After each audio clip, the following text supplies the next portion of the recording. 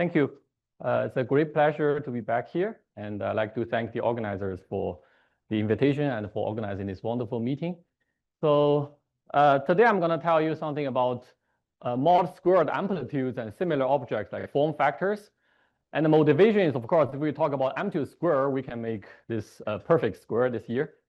And this will be work done with my wonderful collaborators, Jake Bojeli, Canxin Shi Yichao Tang, and Yaoqi Zhang on this F-graph bootstrap for n equals 4 superround mules, and a peer paper on ABGM, as well as Xiang Li, Jiahao Liu, who are also in the audience, and Jing Wen and Kai on form factor bootstrap. Okay, so the actual motivation is, of course, to study. I want to. This is also relatively new for me. I want to use this as an invitation for people to study more about the squared amplitudes, not the amplitudes themselves. I mean, of course, this is ubiquitous.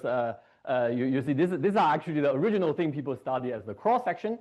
And the definition here is really just take your amplitudes and glue, say, even tree level amplitude, glue the n on-shell legs together, so that you are summing over all their polarizations or helicities, or in the supersymmetric theory, the Grassmann variables. And the function, if you're doing it at tree level, then the function will be just some rational function of Mandelstam. I'm just saying that it's interesting to study this rational function of this Mandelstam. Of course, at loop level, in this talk, we'll focus on loop integrands, not the integrated results. So not the cross section yet, but the loop integrand for this squared object will also be function of Lorentz product of both external and loop momenta, right? So this is a very simple example. If you take your 4-point gluon amplitudes in color ordering and squaring it, you get this expression with a nice rational function of S and T. But you see the interesting pole structure. There are double poles. There are S times T in the denominator. So this is unlike our usual amplitude because you squared it. But it's such a simple object, right? That if you plug in D equals 4, you recover the original Park-Taylor formula squared, of course. So these are, of course, you can, from this picture, you can already see that the way to understand this amplitude squared from a formal point of view is really coming from some kind of vacuum diagrams. So say if you want to study some vacuum diagrams where you have n-1 faces, like even in a planar case, so you have n faces where n-1 of them are loops and you have an external face. Then you can cut any number of legs, small n, which is no bigger than capital N, so that you distribute the rest of the loops into left and right. So this n particle cut of the vacuum, some kind of master diagram as a summing over some combination of master vacuum diagrams will give you an n-point amplitude squared at loop level until you end, and then you get your tree amplitude squared. So really, it's surprising that although this is very important for cross-section, for study of energy correlator, you'll hear more from Enrico's talk, that they are basically the input for you to compute event shapes and energy correlators and even things in gravity.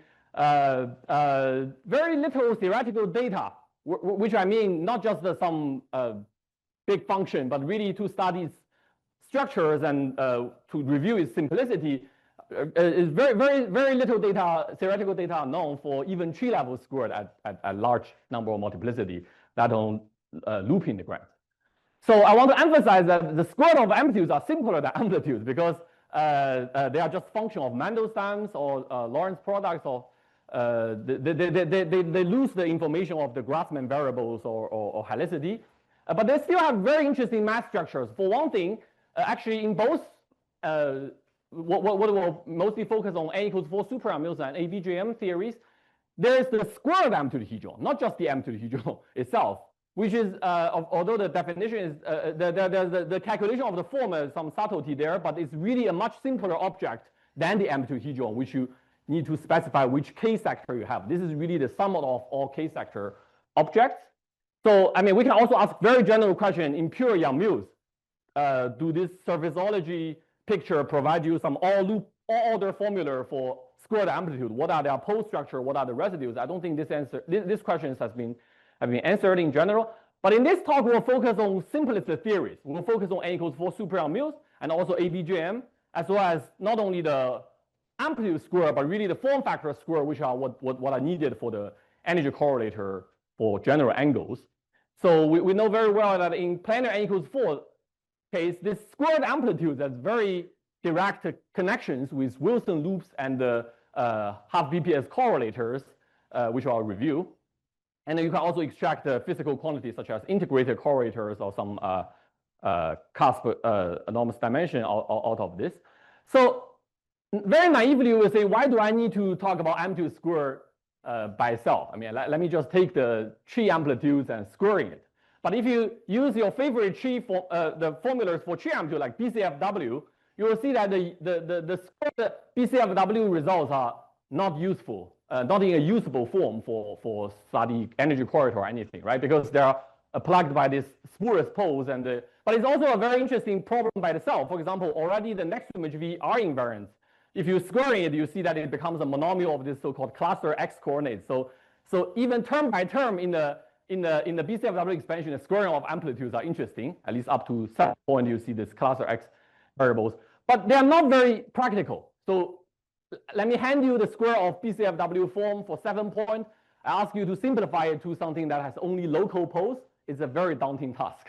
Okay, so as I said, the more convenient, efficient approach is really to bootstrap this vacuum diagram. I think you've seen this. Some of you have seen this F graphs. This F graphs before. That they are the dual graphs where each point represents a loop or a face of your momentum space diagrams. But if you view it from the square root of amplitude point of view, they are really the dual of this vacuum diagram. So actually in n equals 4, the first planar diagram you can draw is already at this 5 loop level because there's no triangle property. So you want to square your amplitude together.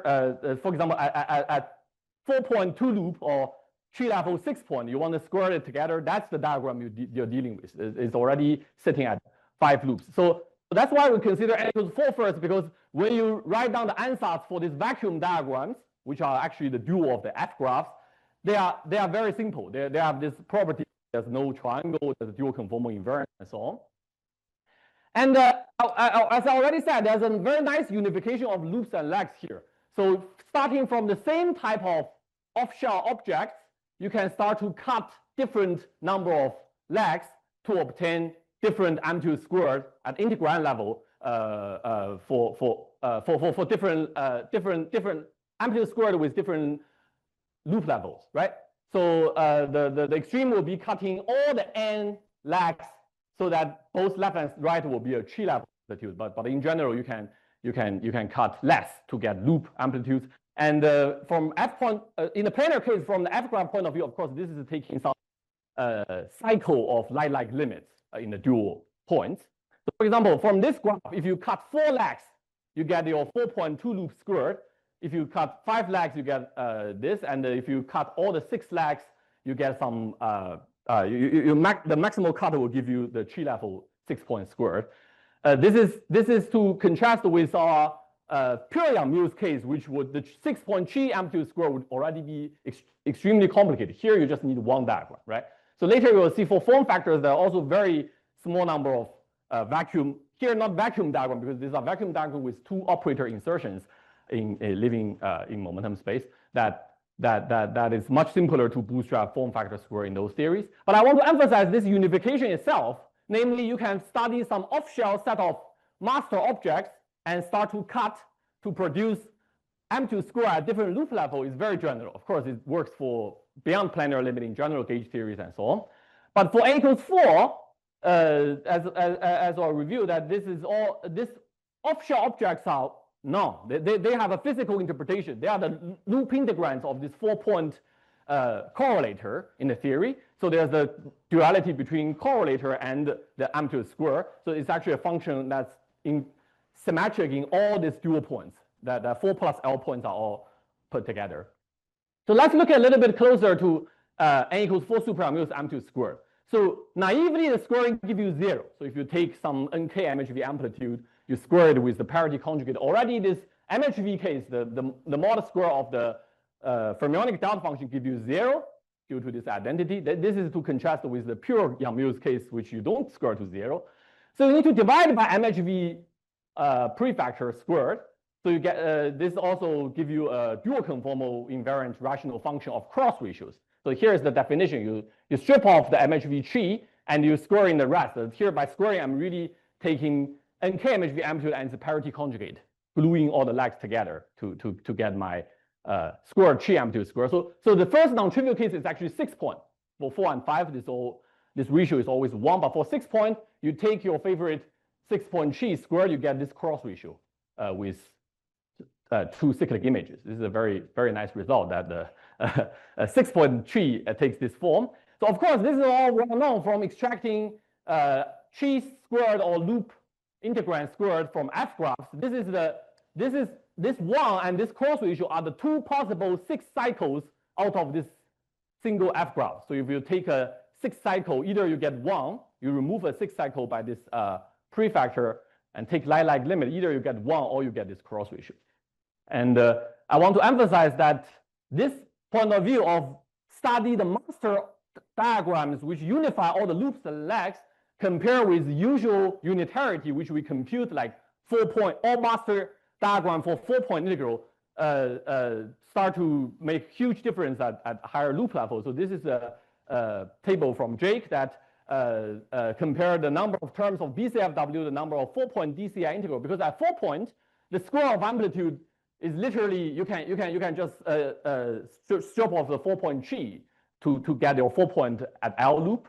So you can see that the number of F graphs compared with the number of 4-point DCI integrals is only a small fraction, let alone the contributing one. So in order to compute 12 loop 4-point, you only need to consider, you only need like 600 million F graphs to begin with, rather than this huge number. I don't know how many are there for the DCI integrals, right? So this is really the power of this unification. But I want to emphasize this is not restricted to n equals 4, planar n equals 4 in the F graph sense, which is a particularly nice case. But in general, if you want to get some 4-point L loop integrand at very high loop level, you should look at vacuum diagram because there are smaller numbers of them.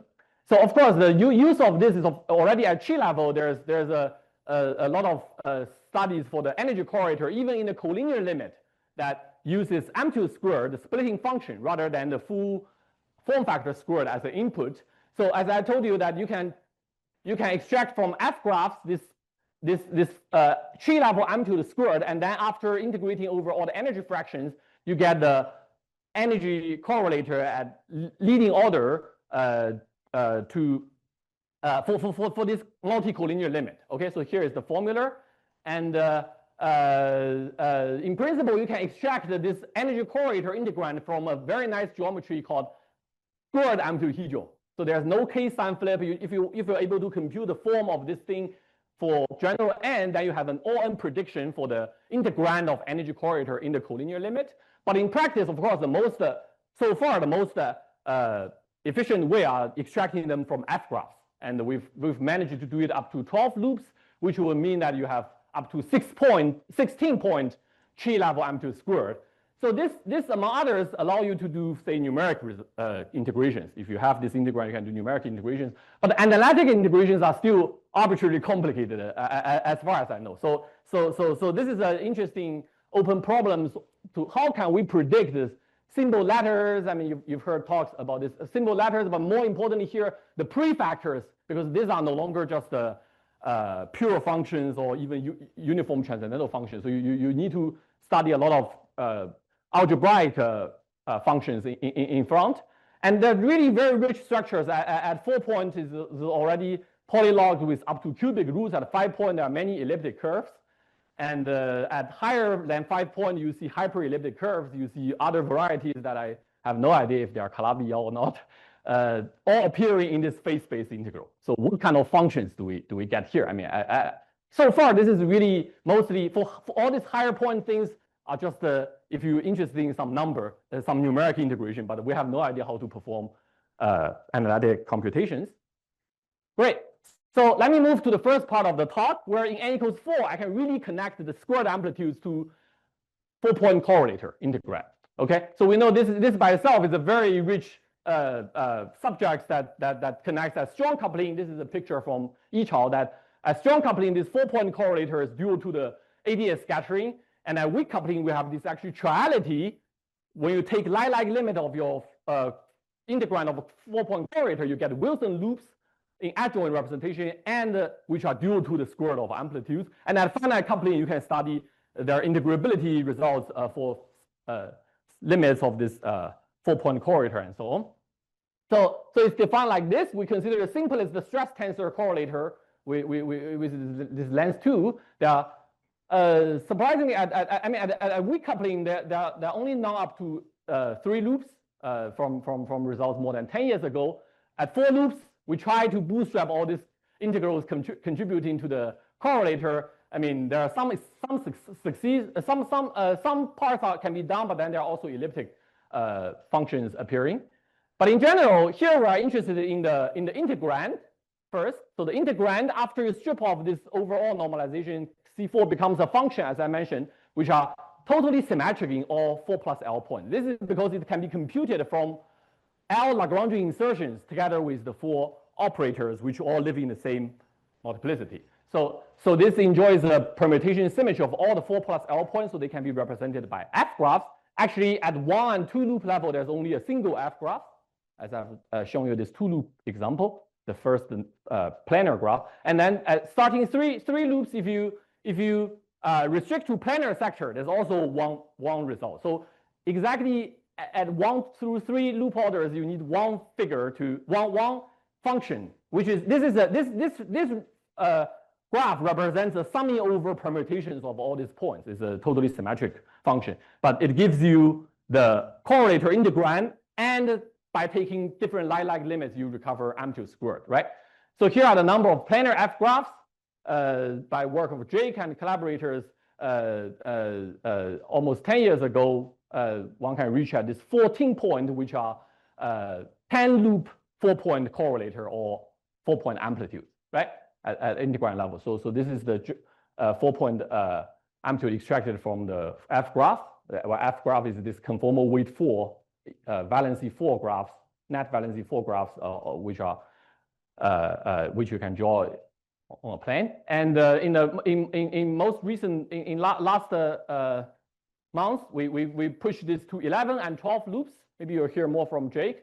That the reason we can push this, I mean, already from this paper, the reason one can push this to this high loop level, very practical tool is that we can really do these things all purely graphical. So if you are dealing with all this rational function summing over n factorial terms, it's basically hopeless. You impose those physical conditions on the rational functions. But if you can formulate rules such as coming from the consistency of foregone lie-like limit, such as square rule and so on the graph, then it's definitely possible to do.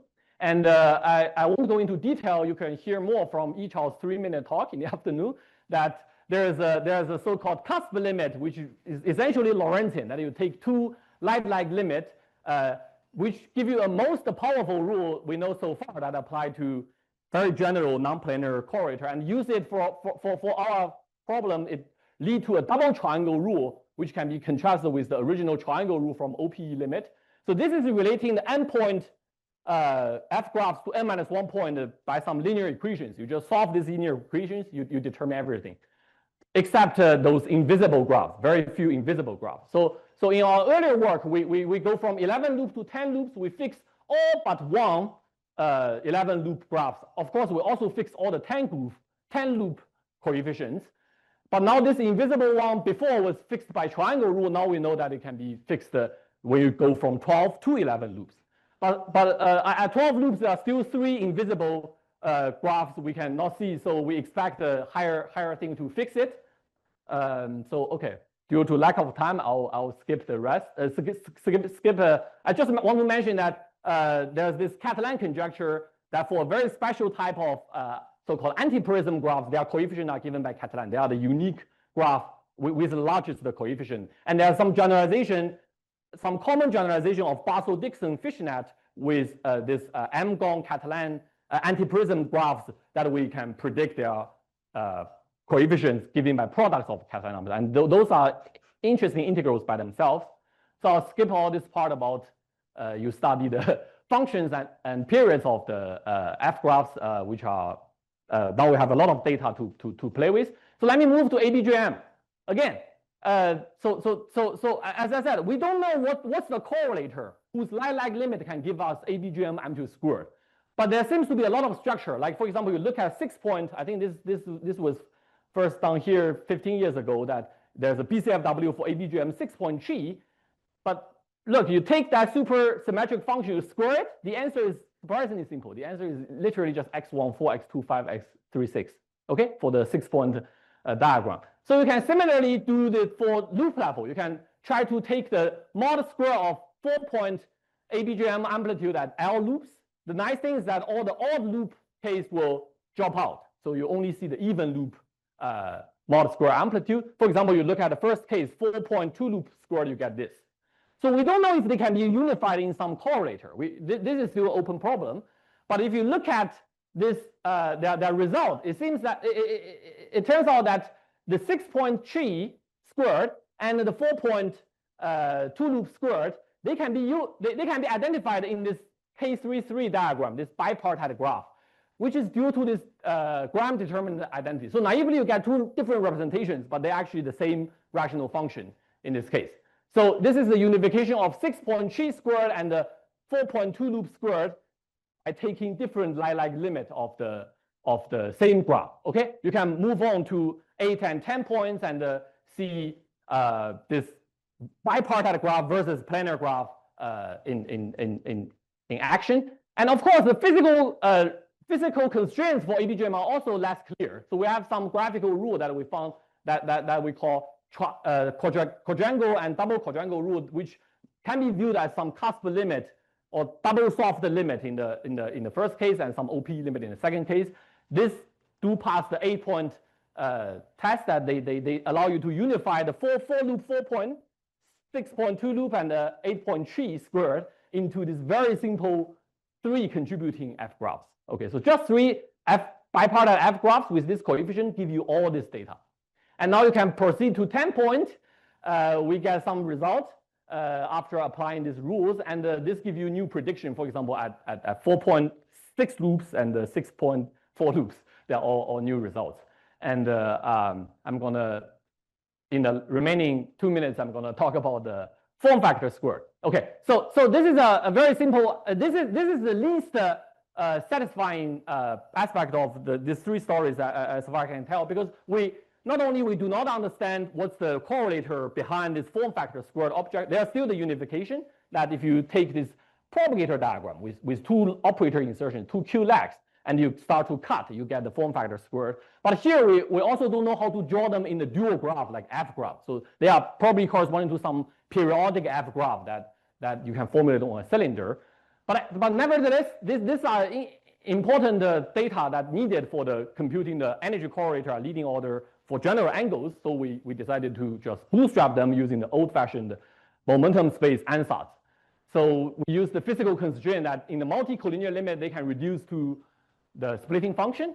Also in the soft limit, there's this very simple n+1 point go back to n point case. So as you can see, these are not as good as those graphical rule for amplitude squared. So a lot of things can still be done here. And once you obtain it, you can of course use it to compute energy correlator by performing phase space integrals. There's really a lot of fun playing with these integrals. So our ansatz roughly look like that. At n equals 3 or 4, there are 1 and 3 diagrams, and n equals 5, there are 6 diagrams. All this in red box is actually the same diagram with different plane embedding. And after you add the numerator, the number increases fast, but once you use the wrong rule, it is actually still even up to 6 point.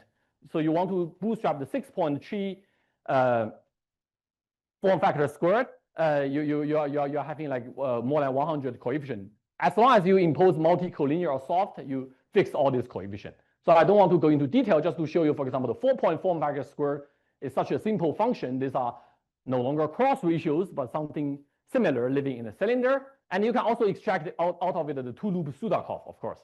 You can always do this two-point thing quite trivially by cutting only 2 legs. And the 5-point is really the first non-trivial case. You get a 3-loop Sudakov together with you get all things in between, but I want to show the Sudakov case is the simplest.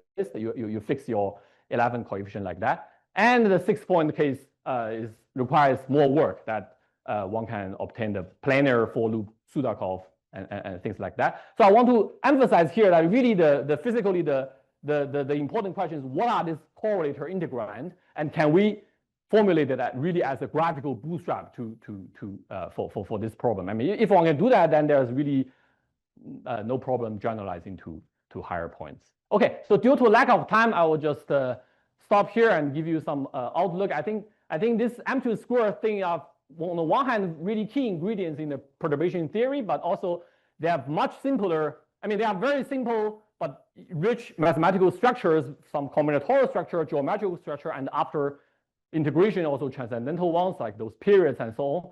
But also I want to emphasize that, for example, you can immediately do this without F-graph and just a vacuum diagram. You can do it for non-planar case, right? So it would be interesting to ask about this non-planar amplitude squared and so on.